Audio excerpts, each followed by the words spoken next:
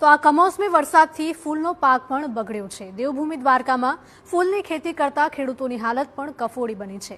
કમોસમી વરસાદના લીધે ખંભાળિયા તાલુકામાં ફૂલની ખેતી કરતા ખેડૂતોનો વ્યાપક પાક બગડી ગયો છે।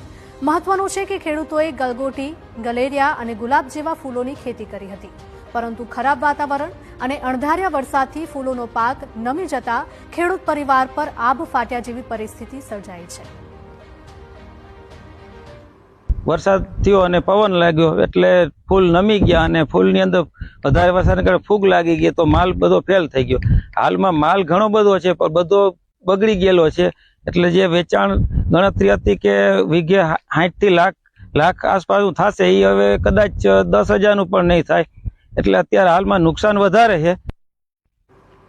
કમોસમી વરસાદથી પડ્યા પર પાટું હોય તેવી સ્થિતિ સર્જાઈ છે। આ વાક્યો ખેડૂત પરિવારના છે। ફૂલોના પાકથી